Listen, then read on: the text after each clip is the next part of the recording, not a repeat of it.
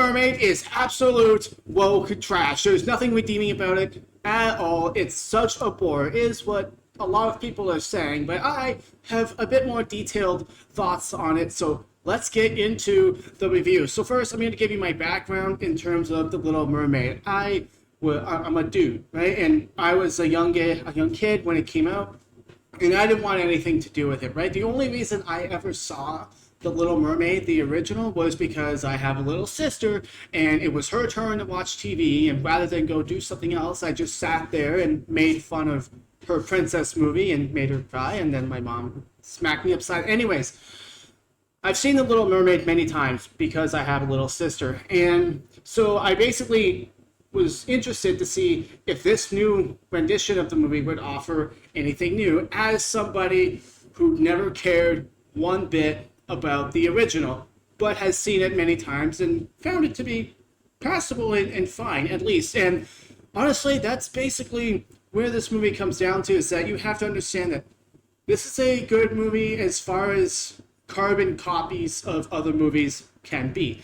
You know, if you look at the original Little Mermaid, it's got 92% of Rotten Tomatoes. A lot of people like it. And so, theoretically, if you carbon copy beat for beat for beat and make the exact same movie with just live action characters and CGI, you're probably going to get a good movie. And that's basically more or less what we got here. A relatively good-ish movie, depending on where you're standing. Now, I use the term good very loosely. I'm not talking great or anything, but, I was interested to see if this movie could even, please me and make me happy. As someone who has basically watched the original under duress, not really, but I went into this with a lot of skepticism. I didn't want to watch it. I didn't want to go see this movie in theaters, but I went in and I was like, okay.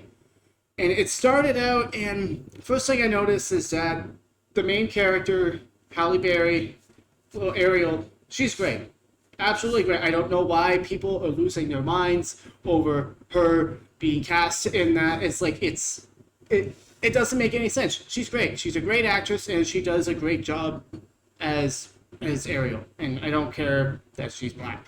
She's great. The fact that people are making this out to be some sort of woke agenda movie, and it's somehow bad that she's black, that makes no sense to me. Okay, I judge a movie based on whether or not it's good, not whether or not it's, meets a certain political agenda. A movie for me earns 0 points for being super diverse. You can have a super diverse cast and still have a trash movie. You can have, a conservative main character and still have a trashy movie. I don't care about the politics surrounding the film. I just want a good movie. I just want a good story. And, obviously I care about being challenged, but it's not the same as being preached at. And I'm glad to say this movie did 0 preaching. There's no preaching in this, and so for me, Little Mermaid doesn't qualify as a woke movie, because for me, if I think it's like woke or preachy or whatever, it's if I feel like I'm being preached to. If I feel like the writer of this film is sitting on a high seat being holier than thou and lecturing me as an audience member, that's when I check out. And I don't care what political affiliation it is, whether it's conservative or left, that's when I check out. If I feel like I'm being lectured, then I'm out. This movie doesn't do that. And so, unless you really bought it for Disney and are just, determined to hate anything they do, that's not exactly the way you would want it to be, because God forbid other creatives don't create things exactly the way that you want them to create them. But anyways, and so this movie is pretty good. It's a beat for beat copy of the original, and one of the things I noticed is that the acting was all pretty good. I really liked Ursula. I think Melissa McCarthy did a pretty darn good job as her, and I really liked the CGI on the villain as well. I thought that was really impressive. One of the things that stood out to me as odd, but not necessarily in a bad way, it's just sort of incomplete, is that the underwater world was only really beautiful during the one Under the Sea song performance, which was great. That was the highlight of the movie for me because it was very beautiful to look at. The music was good. But other than that, the Atlantis, where the king sits in the throne room, it all looked very, very dull and grayish. I was expecting, since it's a Disney fantasy, something a bit more vibrant. Like, why are we going for Avatar level realism? Like, it's not a sci-fi movie. It's a fantasy land. So let's liven it up a little. Let's make it more beautiful. It's a fairy tale. Let's make it beautiful. And to make it even weirder, when you go on land during the middle of the movie and they're wandering around the island and, singing their songs and falling in love and things like that, the village literally feels like a Disney theme park. Like the island does not feel lived in, like in the least. The castle looks like a Disney theme park. The village where they do a song feels like a Disney theme park. Like nothing about the human world feels really lived in. It all feels very theme parkish, and which I think is a good thing for this movie. It's a fairy tale. It's a fantasy. Go for it. Liven it up. Make it fairy tale like. It's for little kids anyways. So go for it. I'm okay with that. I just don't understand why they didn't do the same thing with underwater. Like, why does the human world feel like a Disney theme park and the underwater world seem like very realistic and kind of dark and gray and very down to earth? Like, why not just liven everything up and make everything bright, colorful, and beautiful? Because it's a fantasy movie anyways. It's a fairy tale movie. Realism anyways, because it's frickin' mermaids. Nothing about it's realistic. So go for it.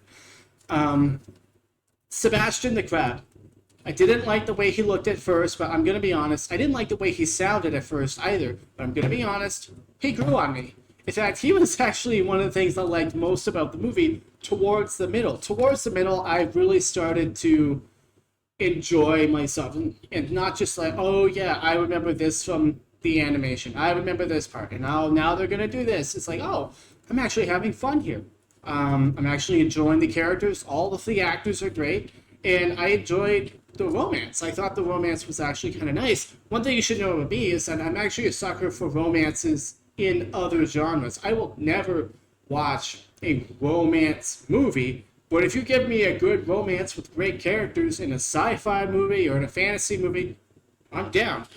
So I thought the romance was really, really good. And so towards the end of the second act, when they're getting up to the third act where Ariel loses her voice and the prince is going to marry the other girl, I'm feeling pretty good. I've had some laughs. I've been smiling. Sebastian the Crab and the bird, their dichotomy is actually very, very amusing, and I'm having a good time. And then the third act starts, and it's like, and the movie just immediately drops down a peg to being, step by step by step, beat by beat. Let's just do a checklist third act. Nothing innovative, nothing new, nothing cool. Let's not draw it out. Let's not make it big. It's like, yep, okay, they did this, and then, okay, let's do this, and then they did this. Like, spend the minimal amount of time on the climax as possible.